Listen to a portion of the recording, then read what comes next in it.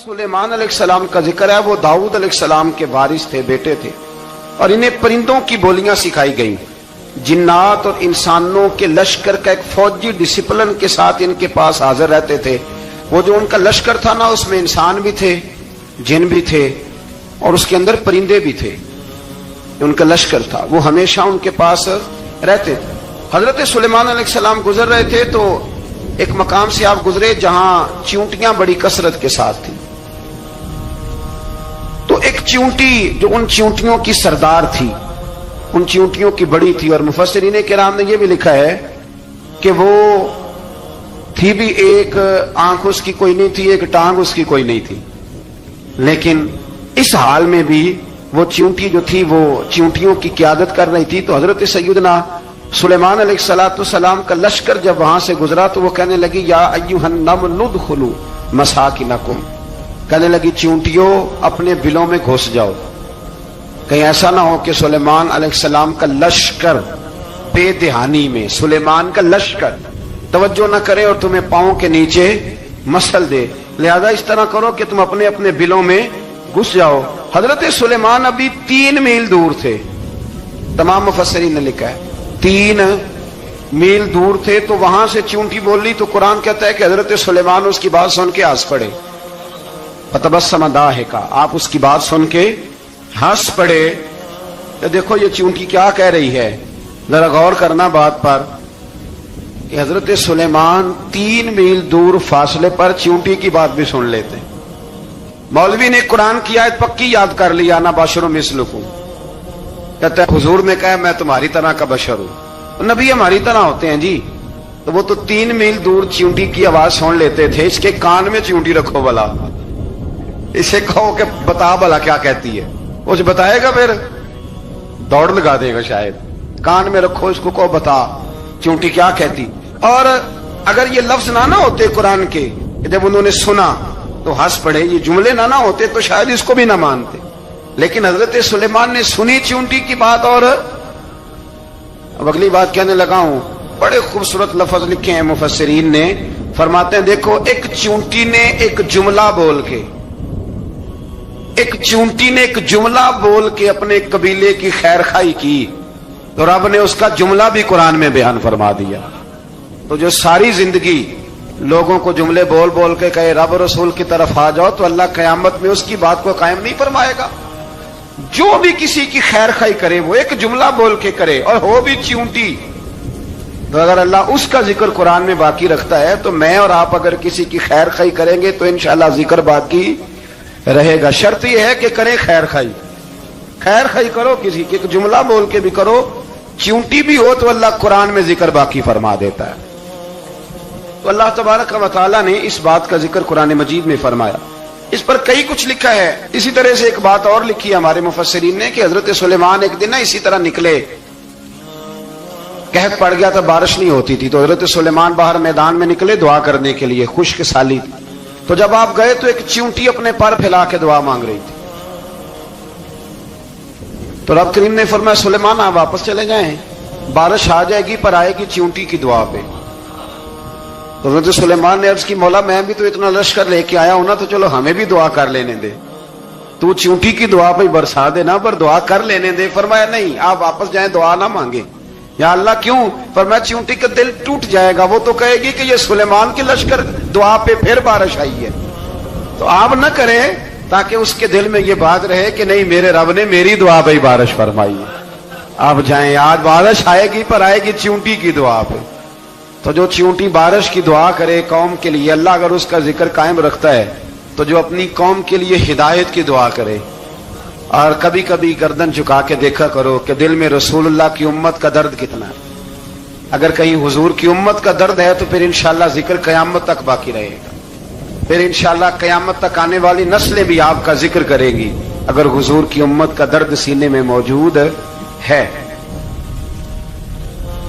इसी तरह से फिर हजरत सुलेमान के लश्कर में ना एक हुदहुद नामी परिंदा भी था, लश्कर का कारकुन था, परिंदा हुदहुद गायब था। तो हजरत सुलेमान कहने लगे किधर गया वो हुदहुद, नजर ना आज आया, सख्त सजा दूंगा, यहां तो कोई अच्छी खबर लाएगा। چونکہ وہ ہدہد پرندہ جاتا تھا تو خبریں لا کے دیتا تھا، ورنہ سزا دوں گا۔ اتنی دیر میں ہدہد بھی آ گیا۔ تو یہ پرندے جو کارکن ہوتے ہیں بڑے سیانے ہوتے ہیں، کبھی بندہ ناراض ہو تو صحیح خبریں لے آتے ہیں۔ تو صحیح خبر لے کے آ گیا، آتے ہی آ کے بیٹھا تو اس نے حضرت سلیمان علیہ السلام نے کہا کہاں تھے؟ عرض کرنے لگا حضور میں ملک سبا گیا تھا، وہاں ایک عورت حکمرانی کرتی ہے، اس کا نام بلقیس ہے، بہت بڑے تخت پہ بیٹھتی ہے، 80 گز اس کا تخت لمبا ہے، 40 گز چوڑا ہے، اور شاید 80 مان کے 80 ٹن اس کا وزن ہے۔ تو حضور وہ سورج کو پوچھتے ہیں۔ حضرت سلیمان نے فوراً خط لکھا، فرمایا جا کے اسے میرا خط دے دو کہ یہاں تو کلمہ پڑھ کے ہماری فرما بردار بن جائے، ورنہ تیار ہو جائے، جو اللہ کے غیر کو پوچھتے ہیں ہم ان کے خلاف جنگ کریں گے۔ وہ جب لے کے گئے نا خط، یہ حدود گیا تو وہ میٹنگ کر رہی تھی، اس کے وزیر مشیر سارے بیٹھے تھے۔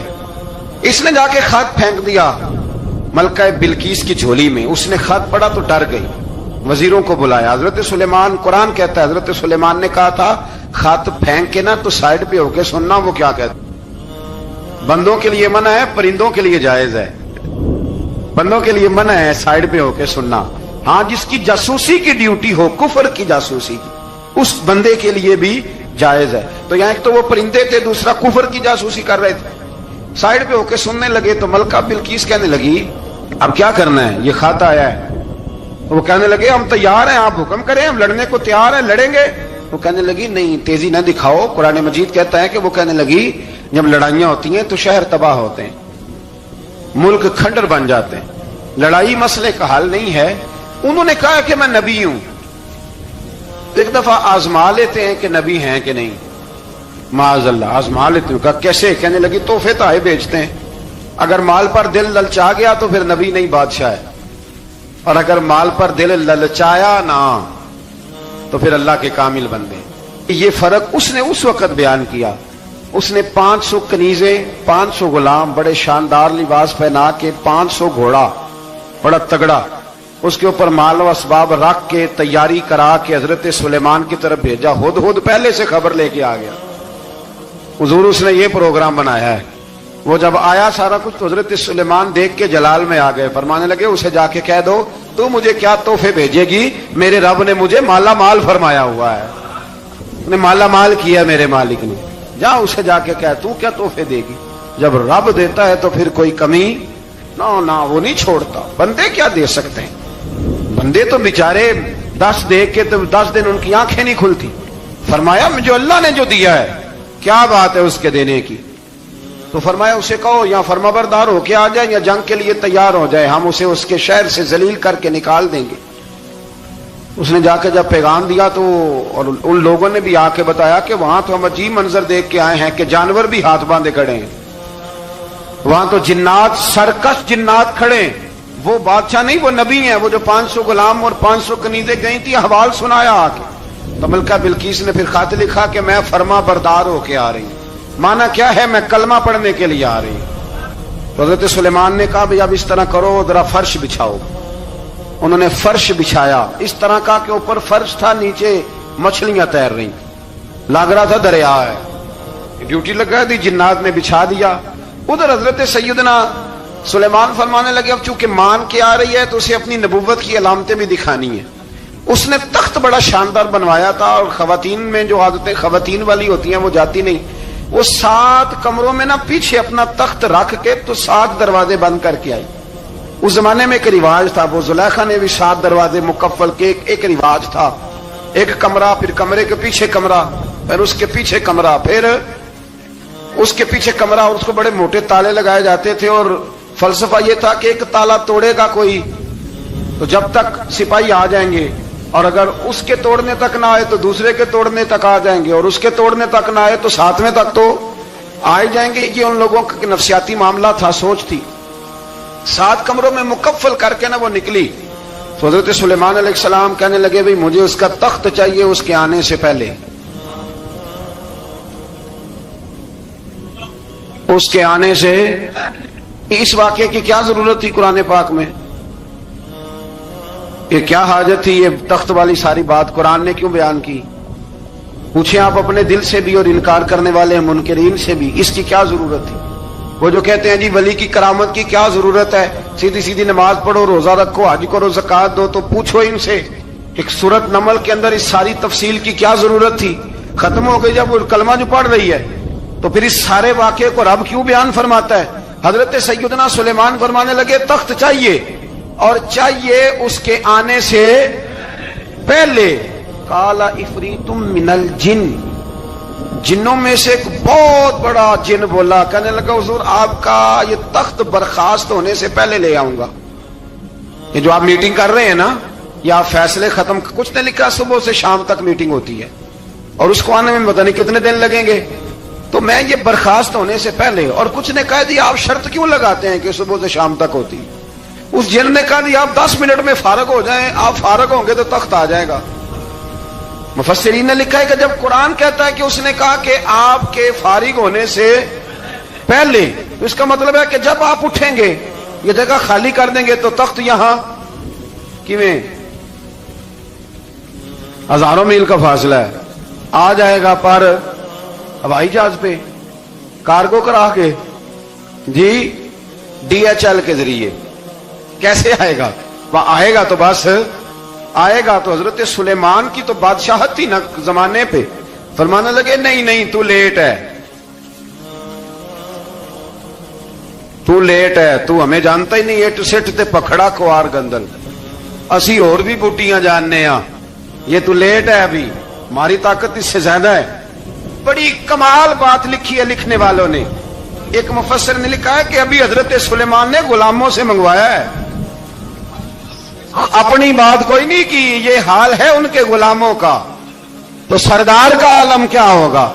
حضرت سلیمان کہنے لگے بھی جلدی جائیے۔ قال الذی عنده علم من الکتاب انا آتیک بہ قبل ان یرتد الیک طرفک، تو اٹھا ان میں سے وہ جس کے پاس کتاب میں سے علم تھا، ساری کتاب کا بھی نہیں، علم من الکتاب، کتاب، وہ اٹھے جن کے پاس کتاب میں سے علم تھا، تو وہ اٹھ کے کہنے لگے حضور میں لے آؤں گا، کب؟ آپ کے آنکھ جھپکنے سے، آنکھ جھپکنے سے، بندہ تھا جن تھا، جن کی تو بات مانی نہیں انہوں نے، کیا کہا؟ آنکھ جھپکنے سے، میں آنکھ جھپکنے سے پہلے لے آؤں گا۔ تو حضرت سلیمان کہنے لگے تو ٹھیک ہے چل لا، پھر لا، پھر آنکھ جھپکنے سے بڑے ہی نہیں، پھر غصہ نہیں آتا ان پہ، پھر غصہ نہیں آتا۔ میرے شیخ کامل، مرشد اکمل، شیخ بحر و بار، حضور غوث پاک جیلانی، حضرت غوث اعظم یوں کر کے شاگردوں کو، مریدوں کو سبق پڑھا رہے تھے، پڑھاتے پڑھاتے ہاتھ آگے کیا، اور جب ہاتھ واپس آیا تو بھیگ گیا تھا سارا۔ تو شاگرد کہنے لگے حضور یہ کیا ہے؟ فرمایا تمہیں نہیں سمجھ آئے گی، چھوڑو تمہارے والی بات نہیں، خاصاں دی گل آما آگے نہیں مناسب کرنی، رہنے دو تم۔ کچھ وقت گزرا تو کچھ لوگ آ گئے، ابھی کلاس ختم نہیں ہوئی تھی، کپڑے بھیگے ہوئے ہو، وہ شاگرد پہلے ہی منتظر تھے، کہا تمہیں کیا ہوا؟ کہنے لگے دریا میں جا رہے تھے، اچانک ہچکولیں آنے لگے، تو ہم نے کوئی کسی بے عمل کا بازو تو نہیں نہ تھاما، ہم غوث اعظم کے ماننے والے ہیں، تو دریا میں کہا یا شیخ عبد القادر جیلانی شیئا للہ، اللہ کے راستے میں مدد کرو، تو کہنے لگے بس ایک ہاتھ ہی آیا ہے، اور یوں کشتی کھینچ کے باہر نکال لیا۔ تو اب وہ شاگرد سارے چپ کر گئے، کہنے لگے جواب کیوں نہیں دیتے؟ انہوں نے کہا تم نے ہاتھ دیکھا ہے پہنچتا ہوا، اور ہم نے ہاتھ دیکھا ہے یہاں سے جاتا ہوا، تم نے پہنچتا ہوا دیکھا ہے، تو ہم نے حضرت بہاؤالحق نقش بند بخاری، ان کی ایک مریدنی تھی، اوپر چبارے پہ کسی نے اس کی عزت پہ ہاتھ ڈالا، چبارے پہ اوپر والی منزل پہ، اس مریدنی نے اپنی عزت بچانے کے لیے چھلانگ لگا دی، جب وہ نیچے گر رہی تھی تو حضرت بہاؤالحق نقش بند بخاری پہنچ گئے، نیچے کوئی ایسا بندوبست کر دیا، کوئی چارپائی بچھا دی، کوئی ایسا جس پہ وہ آ کے آرام سے گری اور بچ گئی۔ حضرت صاحب کی طرف دیکھ کے کہنے لگی حضور آپ کب آئے؟ فرمانے لگے پتر جب تو چبارے سے چلی تھی تب میں بخارے سے چلا تھا، جب تو چبارے سے چلی تھی نا تب میں بخارے سے چلا تھا، اور تیرے نیچے آنے تک میں بھی پہنچ گیا ہوں۔ میں بھی ਮਾਲੀ ਦਾ ਕੰਮ ਰਾਖੀ ਕਰਨਾ, ਫਲ ਕੱਚੇ ਹੋਣ ਜਾਂ ਪੱਕੇ। ਇਹ ਪੀਰ ਮੁਰੀਦਾਂ ਦੇ ਸਿਰ ਤੇ ਹੀ ਰਹਿੰਦਾ ਹੈ, ਇਹ ਝੂਠੇ ਹੋਣ یا سچے، یہ پکی غلامی کریں یا کچی کریں، پیر کی بھی مجبوری ہوتی ہے، کیا کریں، پیر مریداں دے سر تے ہی رہندا ہے، اے جھوٹے ہون یا سچے، کیا کیا جا سکتا ہے۔ لیکن نا نافرمان بیٹے کا بھی تو جائیداد میں حصہ ہوتا ہے نا، نافرمان بھی ہو تو جائیداد میں حصہ، تو چلو باپ ناراض رہے گا تو اللہ ناراض رہے گا، بات الگ ہے، پر جائیداد کا حقدار تو ہے نا، چاہے نافرمان ہی ہے۔ پیر مریداں دے سر تے ہی رہندا ہے، اے جھوٹے ہون یا۔ پھر وہ تخت آ گیا، حضرت سلیمان سے پوچھا یہ کیا ہے، قال ھذا من فضل ربی، فرمانے لگے کچھ بھی نہیں، حضرت سلیمان کہنے لگے یہ میرے رب کا فضل ہے۔ شاید سب مفسرین نے بڑی بڑی باتیں کی ہوں، پر یہاں ایک قاضی ثناء اللہ پانی پتی رحمت اللہ علیہ کا فقرہ میں پڑھ رہا تھا، بڑا مزہ آ رہا تھا۔ قاضی صاحب فرمانے لگے اس آیت پہ، قاضی صاحب کہتے ہیں جن پر نرا فضل تھا، ھذا من فضل ربی، نرا فضل، فرمایا ان کی تو اتنی طاقت ہے کہ وہ ہزاروں میل دور سے 80 گز لمبا 80 گز چوڑا تخت آنکھ جھپکنے سے پہلے لے آتے ہیں، اور جن کے بارے میں اللہ فرماتے ہیں بشر المؤمنین بان لهم من اللہ فضلا کبیرا، فرمایا محبوب اپنے غلاموں کو خوشخبری دے دیں، باقیوں پہ نرا فضل تھا، ان پر تو فضل کبیر ہے، ان پر تو بڑا ہی فضل ہے اللہ کا۔ تو فرمایا جن پر فضل کبیر ہو، ایک نہیں، اس پر میں بڑے دلائل دے سکتا ہوں، کرامات اولیاء پر میں بڑے ہی دلائل دے سکتا ہوں، بڑے۔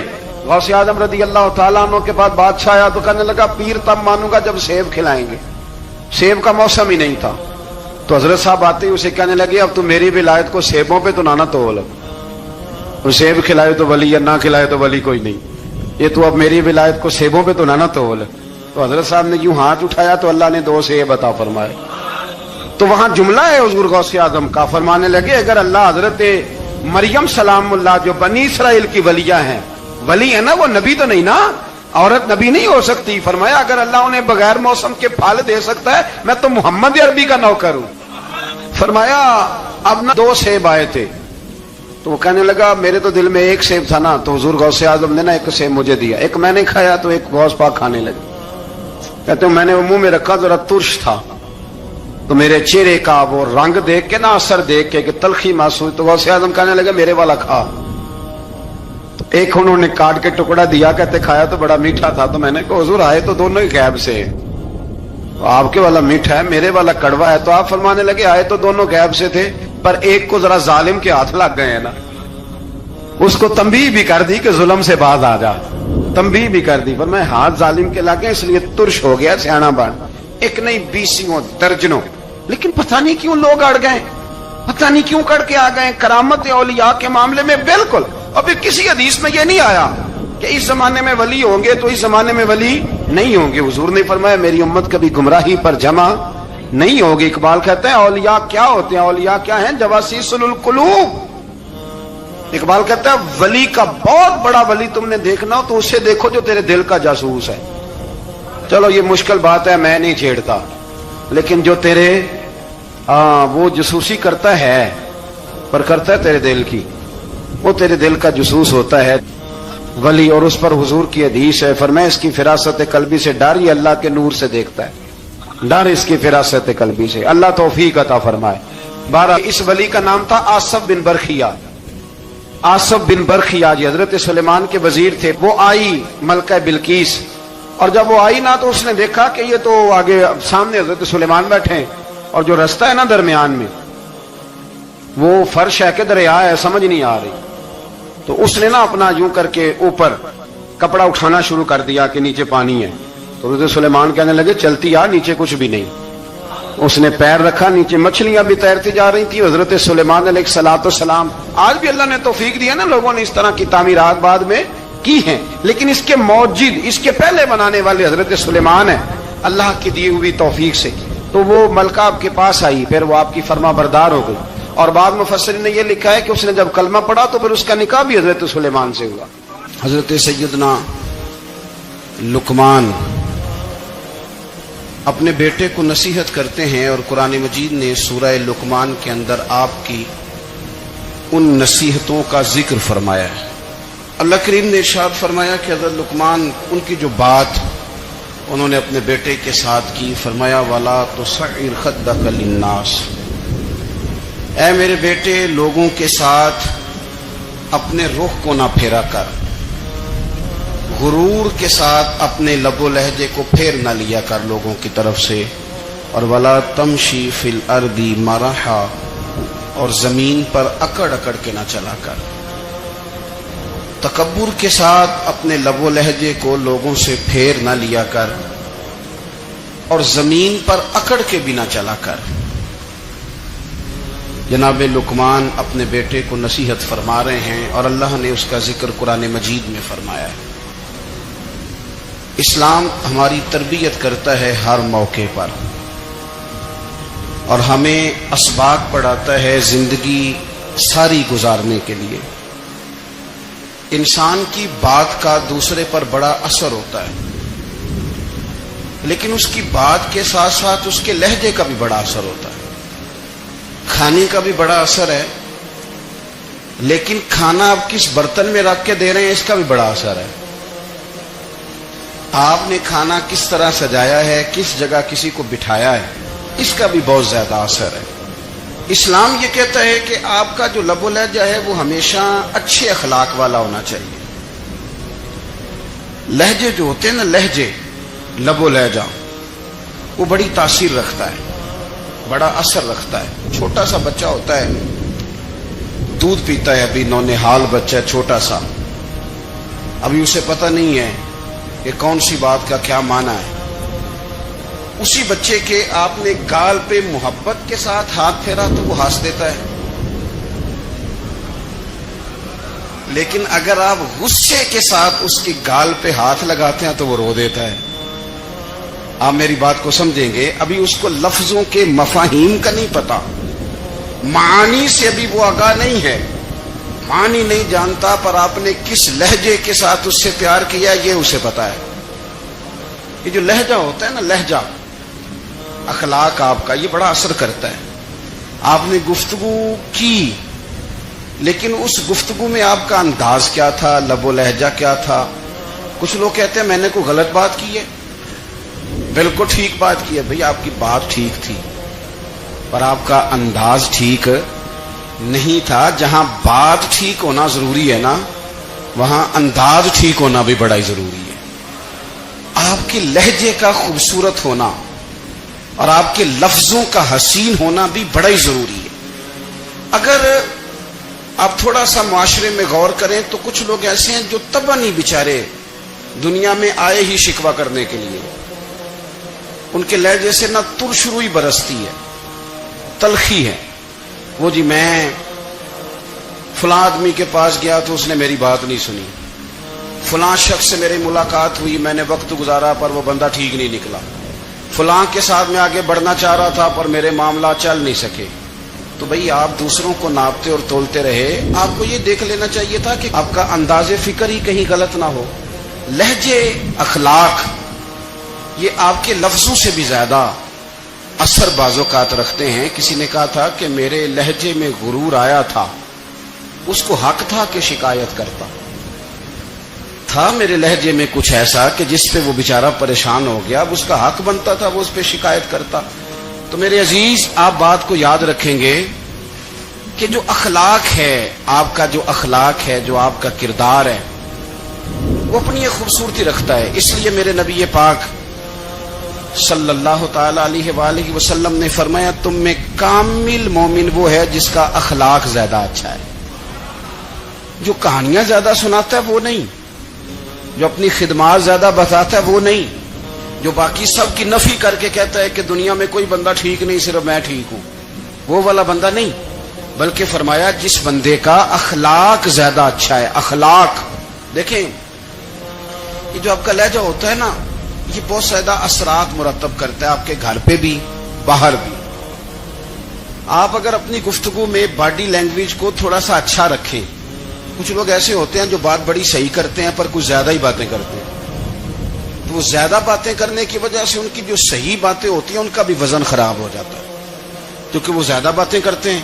ہر وقت بولتے ہیں، ہر وقت بات کرتے ہیں، تو جب وہ ٹھیک بات بھی کر رہے ہوں تب بھی ان کی بات کا لوگ اثر قبول نہیں کرتے.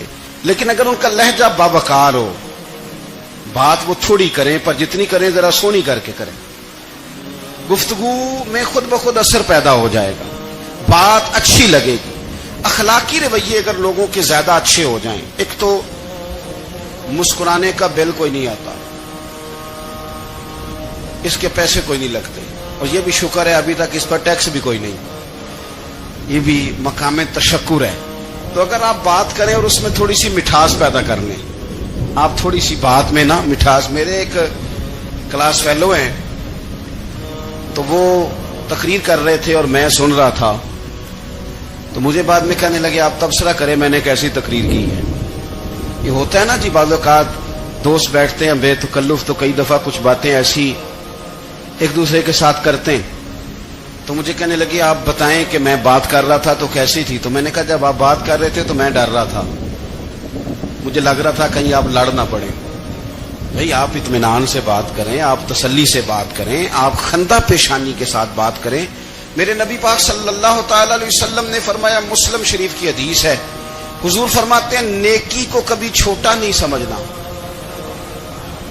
نیکی کو حقیر نہیں سمجھنا. کچھ نہ ہو سکے تو اپنے بھائی سے مسکرا کے بات ہی کر لیا کرو. بات کرو تو تمہارے لہجے میں ترش روئی نہ ہو. بعض اوقات آپ تلخ بات کرتے ہیں، آپ کا لہجہ تلخ ہوتا ہے تو آپ کی صحیح بات بھی قبول نہیں کی جاتی. لیکن اگر آپ کے لہجے میں مسکراہٹ ہو، آپ کے لہجے کے اندر خوبصورتی ہو، تو آپ کے اپنے بھی آپ کے بیگانے بھی سب کے سب آپ کی بات کو تسلی کے ساتھ سمجھنا وہ گوارا کریں گے. اسی طریقے سے ہمارا دل کرتا ہے کہ لوگ ہماری بات سنیں، ہمارے گرویدہ ہوں، ہم جو پیغام دینا چاہتے ہیں وہ پیغام لوگ اچھے طریقے سے قبول کریں، اس پر لوگوں کی توجہ زیادہ ہو. یہ ہمارا شوق ہوتا ہے. اور دنیا میں اب تو فیمس ہونے کا شوق بڑا بڑھ گیا ہے، اب بڑا بڑھ گیا ہے. اب تو لوگوں کو نا شاید لوگ مقبولیت اسی کا نام لیتے ہیں کہ میرے اتنے لائکس ہیں، اتنے فالوور ہیں، اتنے سارے لوگ ہیں تو شاید میں بڑا مقبول ہوں. یاد رکھنا، قابلیت سے زیادہ قبولیت ضروری ہوتی ہے. فالوور کیا کریں گے اگر رب بھی راضی نہ ہوا تو؟ لائکس کیا کریں گے؟ اگر تو قبول ہو جائے تو پھر چلو کسی لائکس کا بھی فائدہ ہے، کسی فالوور کا بھی. اور اگر قبول نہ ہو تو پھر کوئی فائدہ. جنوں پریتم اپنا آنکھ ہی نہ وہ اجے سہاگن ہو ہی نہیں. تو جب وہ قبول کر لے پھر تو بڑی بات ہے، اور اگر قبولیت نہ ہو تو پھر بڑے بڑے مجمع بھی کوئی فائدہ نہیں دیتے. ہماری خواہش ہوتی ہے کہ لوگ ہمیں جانیں، لوگ ہمیں پہچانیں، ہمارا بڑا نام ہو، ہمارا بڑا ذکر ہو، ہمارے بڑے تذکرے ہوں. تو میرے نبی پاک صلی اللہ تعالی علیہ وسلم نے ارشاد فرمایا، حضرت ابو ہریرہ رضی اللہ تعالی عنہ روایت کرتے ہیں، حضور فرمانے لگے تم مال کے ذریعے لوگوں کو اپنا گرویدہ نہیں بنا سکتے، پیسے دے کے لوگوں کو پیچھے نہیں لگا سکتے. کتنے کو دو گے؟ لیکن نا پیسوں سے تو بندے کا لالچ شروع ہو جاتا ہے. ایک دفعہ دیں، پھر دوسری دفعہ دیں، پھر تیسری دفعہ دیں. روز دیں گے تو بندہ راضی ہوگا، اور اگر آپ نے 99 دفعہ دیا، ایک دفعہ نہیں دیا تو وہ ناراض ہو جاتا ہے. تو کتنا کو لالچ پورا کریں گے؟ تو حبیب پاک علیہ الصلوۃ والسلام فرمانے لگے تم پیسے دے کے لوگوں کو اپنا گرویدہ نہیں کر سکتے. ہاں، خندہ پیشانی سے، حسن اخلاق سے ملو گے تو لوگ تمہارے گرویدہ ہو جائیں گے. تمہارا اخلاق، تمہاری خندہ پیشانی، تمہارا اچھا کردار، یہ لوگوں کو گرویدہ کر سکتا ہے. مال و دولت سے لوگ گرویدہ نہیں ہوتے. تو ہمارا وہ جو روزمرہ کا لوگوں کے ساتھ تعلق ہے، لب و لہجہ ہے، میں نے دیکھا ہے بہت سارے لوگ ایسے ہیں جن کے ساتھ لوگ آنا جانا، ملنا بیٹھنا آہستہ آہستہ چھوڑ دیتے ہیں.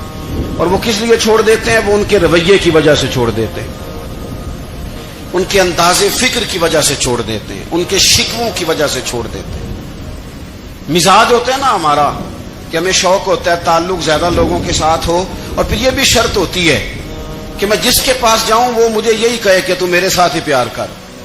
ایک صاحب مجھ سے کہنے لگے کہ یہ میں محفل کراتا ہوں، آپ بھی تشریف لائیں، اور میں 20 उलमा को बुला चुका हूं और बड़े बड़े नामवर नाम उन्होंने मेरे सामने लिए। मैंने उनसे पूछा कि जो नाम आपने लिए हैं और आपकी तस्वीरें भी साथ हैं, मैं अल्हम्दुलिल्लाह तस्लीम कर गया हूं आपकी बात को, लेकिन सवाल मेरा यह था कि क्या आप नमाज भी पढ़ते हैं? 21 उलमा को आपने बुलाया या 20 को बुलाया और बड़े बड़ों को बुलाया, और मुझे भी आप दावत पेश कर रहे हैं, तो नमाजी भी आप हैं, नमाजी भी हैं। कहने लगे आप दुआ करें मैं नमाज पढ़ना शुरू कर दूं। मैंने उनसे कहा खुदा के बंदे, अब अगर तू किसी और को बताएगा कि 20 इतने इतने बड़े लोगों से मेरा ताल्लुक कर, पढ़ता मैं नमाज भी नहीं, तो लोग क्या सोचेंगे कि 21 मौलवी मिलके भी एक बंदे को नमाजी नहीं बना सके। तो आप अपने लबो लहजे से सिर्फ बातों से गर्विदा किसी को कर लेंगे? आप ये देखें कि अखलाक किस तरह का है, लहजा किस तरह का है, आपके बात करने का अंदाज कितना हसीन है, उस लफ्ज के अंदर हुस्न कितना ज्यादा है। नबी पाक सल्लल्लाहु अलैहि वसल्लम भी तबलीग फरमाते, हम भी तबलीग करते हैं। मैं और आप जब तबलीग करते हैं तो उस तबलीग के अंदर शिकवा होता है और तनकीद होती है, और बाज़ जगह मैंने ये भी देखा है कि तंज होता है, तंज। हम दूसरे को दे दीन की दावत रहे हैं, लेकिन हमारे लबो लहजे से तंज और तुशरुई छलकती है। तू दौलत के पीछे लग गया है, तू बिल्कुल जाहिल है, तू बिल्कुल, तेरे खानदान में से भी कोई नहीं इधर आता। आप तंज कर रहे हैं, आप दावत दीन नहीं दे रहे। दावत दीन तो गुलदस्ते में रख के पेश की जाती है, उसकी तो एक खूबसूरती है, उसका तो एक हुस्न है, उसकी तो अपनी एक जाज़बियत है, उसकी अपनी एक नूरानियत है। सहाबा इकराम अलैहिम रिदवान फरमाते हैं कि हज़रत साद बिन मुआज़ रज़ी अल्लाह तआला अन्हु का जनाजा था। अल्लाह के प्यारे महबूब सल्लल्लाहु तआला अलैहि वसल्लम ने जनाजे की इमामत फरमाई, और जनाजे की इमामत के बाद अभी ना कब्र के तैयार होने में कुछ टाइम बाकी था, तो हुजूर जमीन पे तशरीफ फरमा हुए। लोग कब्र की तैयारी में हैं। बाज़ौक़ात होता है ना अभी कब्र नहीं तैयार हुई, तो कहते हैं कि लकड़ी के साथ हुजूर ने जमीन कुरेदनी शुरू कर दी, और देर तक हुजूर ने चेहरा नूर को जमीन की तरफ झुकाए रखा, गोया जमीन शर्फ दीदार हासिल करती रही। देर तक चेहरा नूर झुका रहा जमीन की जानिब, हुजूर ने रुखे नूर को फेर लिया। सहाबा कहते हैं कि हम ना बड़े, जब हुजूर हमारे करीब होते थे तो हमारा ख्याल होता था कि रहमत की बरखा है, अपने अपने हिस्से का करम उड़ेल ले अपने ऊपर। फरमाते मुंतजिर थे कि हुजूर कब हमारी तरफ रुखे अनवर फेरें और हम करीम से कोई बात सुन सकें। इरशाद फरमाते हैं कि हम बड़े शदीद मुंतजिर थे। देर के बाद नबी पाक अलैहिस्सलाम ने चेहरा अनवर उठाया, देर के बाद चेहरा अनवर उठाया। ये देखें तबलीग हो रही है, और जब हुजूर ने चेहरा अनवर उठाया तो आंखों में आंसू थे, रो रहे थे। और 3 दफा हुजूर ने फरमाया, क्योंकि कब्र तैयार हो रही थी, 3 दफा नबी करीम ने फरमाया, लोगों कब्र आखिरत की मंजिलों में से पहली मंजिल है, इसकी तैयारी कर लो, इसकी तैयारी कर लो, इसकी तैयारी कर लो। 3 दफा हुजूर ने ये जुमले दोहराए। क्यों? एक मैं तबलीग करता हूं और उसमें न दर्द है, न रोना है, न वो लबो लहजा है।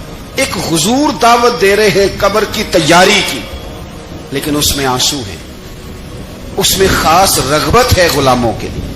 तो अपनी जिंदगी के अंदर जो हमारा अंदाज़े तकल्लुम है, हमारा अंदाज़े गुफ्तगू है, मैं कहा करता हूं कि हम ना दीन के लिए जब कलाम कर रहे होते हैं तो शिद्दत होती है हमारे जुमलों के अंदर।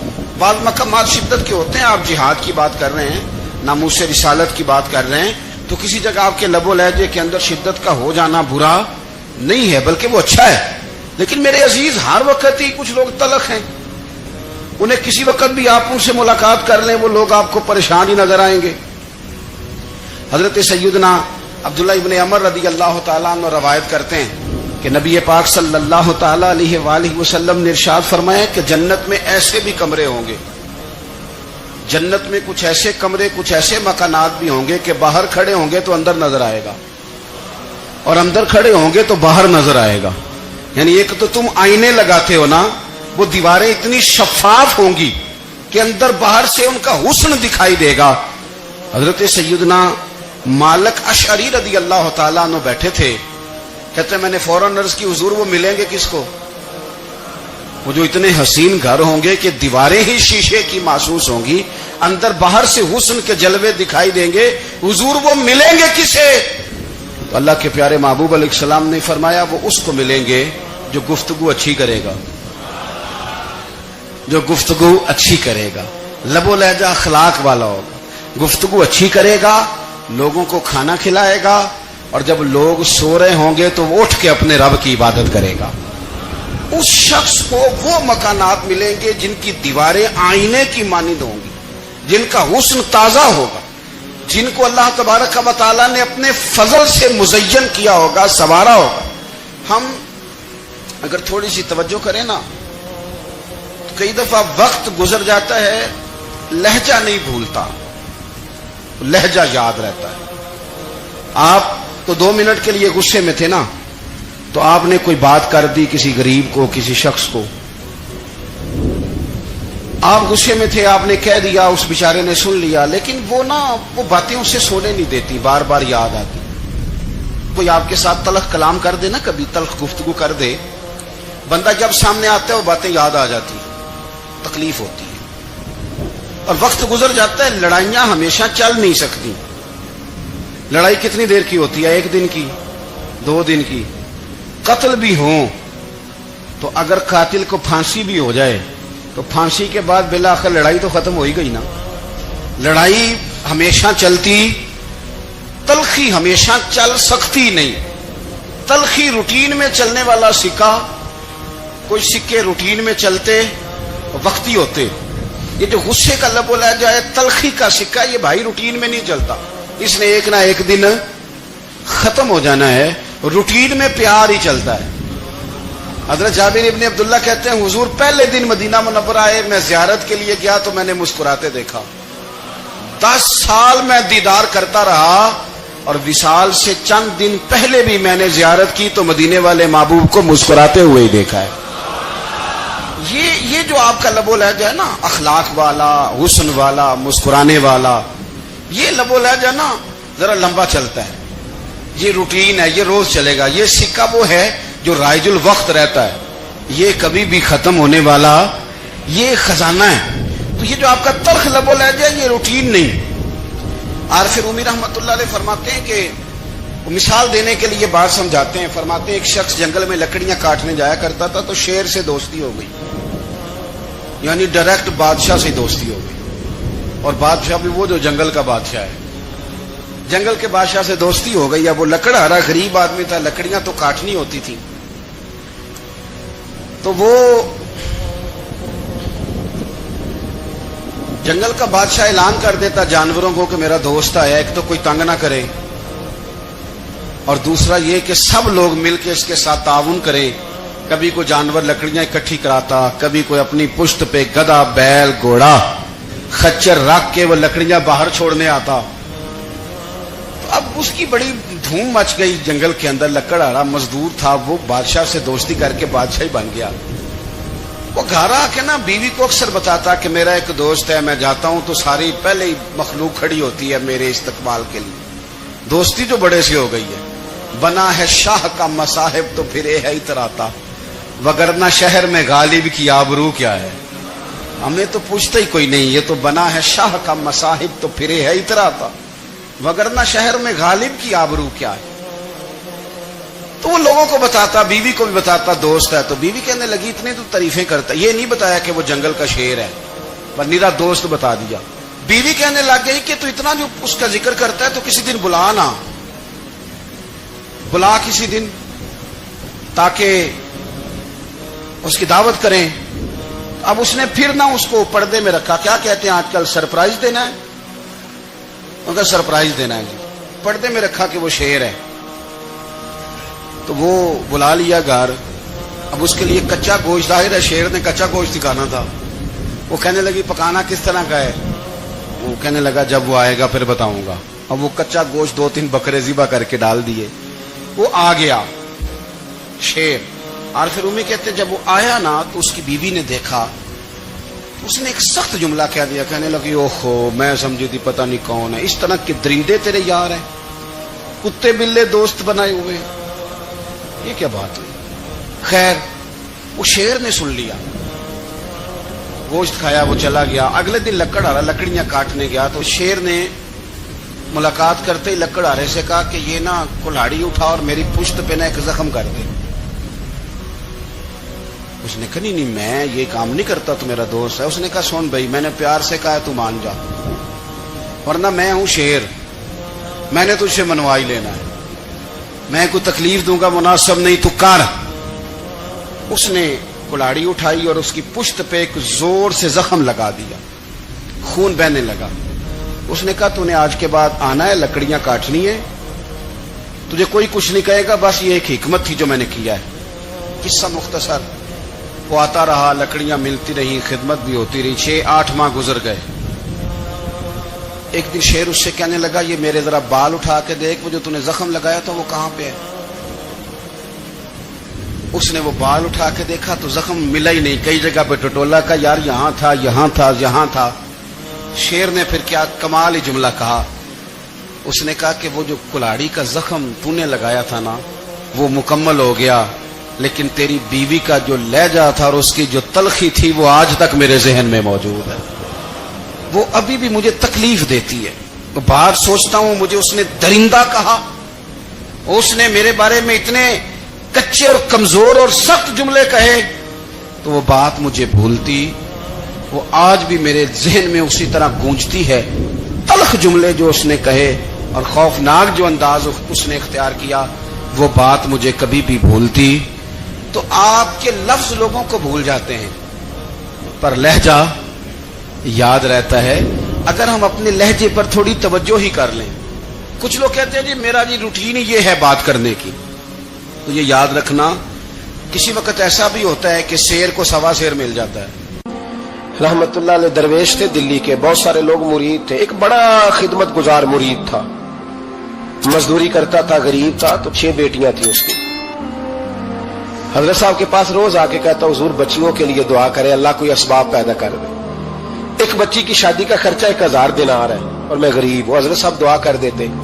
خانقاہ شریف کے تھوڑے ہی فاصلے پر حضرت جہاں بیٹھ کے مریدوں کی تربیت کرتے تھے، اس سے تھوڑا ہی فاصلے پر نا ایک عیسائی رہتا تھا، بڑا مالدار تھا، بڑی سارے اونٹ گائیں بھیڑ بکریاں رکھی ہوئی تھی، اور حضرت شرف الدین رحمت اللہ علیہ کی بڑی مخالفت کرتا تھا۔ اور یہ جو آپ کا غریب مرید تھا یہ اس کا پڑوسی تھا، ایک دن بلا کے نا ان کو کہنے لگا کہ تو کدھر جا کے جو ہے وہ ٹکرے مار رہا ہے، وہاں سے کچھ نہیں ملنے والا، وہ تجھے کیا دیں گے جن کی خانقاہ خود چندے پہ چلتی ہے، مدرسہ چندے پہ چلتا ہے، مسجد چندے پہ چلتی ہے، تیری بیٹی کا معاملہ کہاں حل ہوگا؟ تو اس درویش نے کہا کہ تو میرے پیر کو نہیں جانتا، تو مجھے میرا محبوب نہیں ڈٹھا، تو پتہ نہیں نا، تو اس رستے کا مسافر نہیں، تو نہیں جانتا، ان کا بس چلے نا تو وہ ہر قیمت میں میری بیٹیوں کی شادی کرا دے۔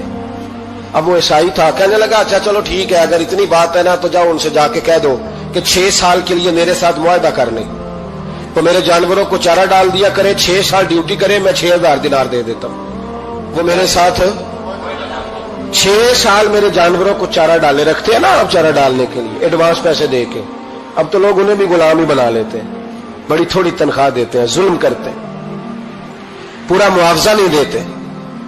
حضرت شیخ شرف الدین کے بارے میں وہ کہنے لگا جب اپنے پیر سے جا کے کہہ کہ میرے جانوروں کو 6 سال چارہ ڈالے، میں 6000 دے دیتا ہوں، تو جو کہتا ہے ہر قیمت پہ جانے کو تیار ہے۔ اس نے جب یہ بات کی تو مرید نے ناراض ہو گیا، وہ لڑائی ہو گئی، گریبان پکڑ لیا، جھگڑا ہوا، بات بڑی دور گئی، اس طرح کی بات کرتا ہے میرے حضرت کے بارے میں، تیرے جیسے کئی میں وہاں کام پہ رکھا دوں۔ جب بڑی بحث ہوئی، بات محلے میں علاقے میں پھیل گئی، دنیا نے سن لی، تو شیخ شرف الدین تک بھی پہنچ گئی۔ اس طرح جھگڑا ہوا ہے، لوگ سو گئے عشاء کی نماز کے بعد۔ حضرت صاحب نے نا سر پہ کپڑا لیا، اس عیسائی کے دروازے پہ دستک دی، وہ باہر آیا، فرمانے لگے لوگ تو سوچ سمجھ کے ملازم رکھتے ہیں، تو نے بھی تو سوچ ہی لیا ہوگا، تبھی تو مجھے آفر کی ہے، تو اپنی آفر پہ قائم ہے، واقعی مجھے رکھ لے گا اور 6000 دینار دے دے گا؟ کہنے لگا جا بابا کام کر اپنا۔ فرمایا نہیں، تو نے اتنے لوگوں میں بات کی، اتنی بحث ہوئی، تو قائم ہے؟ کہنے لگا میں تو قائم ہوں پر آپ نے نہیں قائم رہنا۔ فرمایا میں سوچ سمجھ کے آیا ہوں۔ اس نے کہا آپ ڈیوٹی کریں گے، بحثوں کو چارہ ڈالیں گے؟ فرمایا ایک شرط، بس جب اذان ہو جائے نا تو مجھے رب کی نماز پڑھنے کی اجازت دے دینا، باقی صبح و شام جو تو کہے گا، اگر اس غریب کی بیٹیاں بیائی جائیں تو مجھے اور کیا چاہیے۔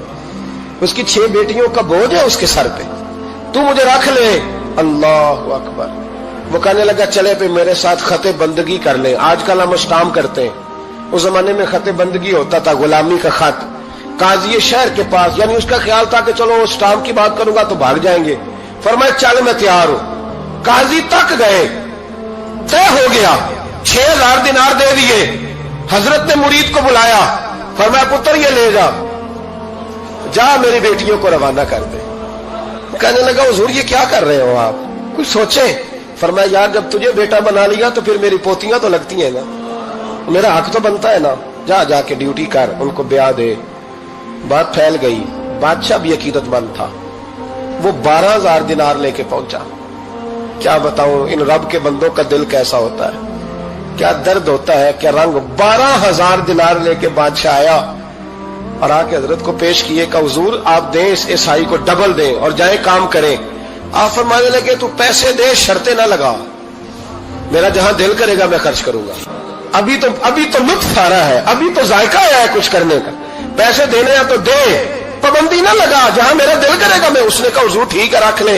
हजरत ने फजर मस्जिद में पढ़ी, जेब में 12000 दिनार थे। ऐलान फरमाया भी किसी और की बेटी भी बैठी है तो पैसे मेरे पास है। वो 12000 दिनार भी बांट दिया और 12000 दिनार बांट के ना तो फिर चले गए खेत में चारा काटने। उस ईसाई को किसी ने बतलाया कि उनके पास तो 12000 आया है पर तुझसे जान नहीं छुड़ाई उन्होंने। तो वादा ये हुआ था कि 6 देंगे तो जाएंगे, जब तक देंगे नहीं तेरे घर में काम करेंगे।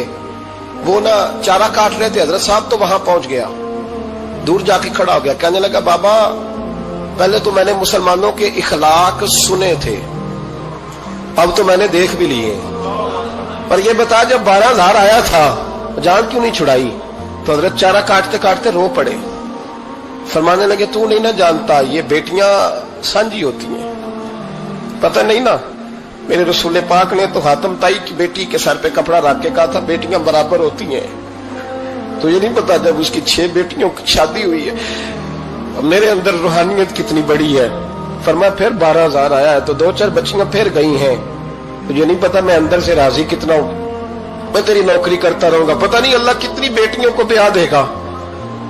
इतना रोया वो ईसाई के पैरों में बैठ गया। कहने लगा बाबा मैंने तेरी मुखालफत की है पर तेरे करीब आके पता चला है कि तू बहुत ऊंचे इखलाक का मालिक है, और अगर तेरा ये मकाम है तो तुझे इखलाक सिखाने वाले मोहम्मद अरबी की शान कितनी होगी। जालिम की बोलिए जाते नहीं लोग झूठे गवाह बन के। वकील साहब को नहीं पता होता कि ये बंदा मुजरिम है जो मेरे पास आया। क्या मुजरिमों के वकील नहीं होते? बोले तो उसको पता नहीं होता वकील साहब को कि ये साहब मुजरिम है, मेरे पास मुकदमा लेके आए। और अगर बेअदबी ना हो जाए तो मेरा ख्याल है काजी अदालत को भी पता होता है कि मुजरिम कौन है और मजलूम। मेरे नबी पाक सल्लल्लाहु अलैहि वसल्लम ने इस कदर ज्यादा सख्ती फरमाई इस मसले में। फरमाया जिसको पता था कि फला आदमी जालिम है, जुल्म कर रहा, फिर वो जालिम का गवाह बना या उसने जालिम की मदद की, कितनी की? शारहीन लिखते हैं चाहे उसने एक जुमला बोल के की, चाहे एक, सारे बोलिए, चाहे एक गरीब को उसने जुल्म किया तो कहते हैं लाज ये, चाहे एक जुमला बोल के की। शारहीन इस हदीस की शरह में लिखते हैं एक जुमला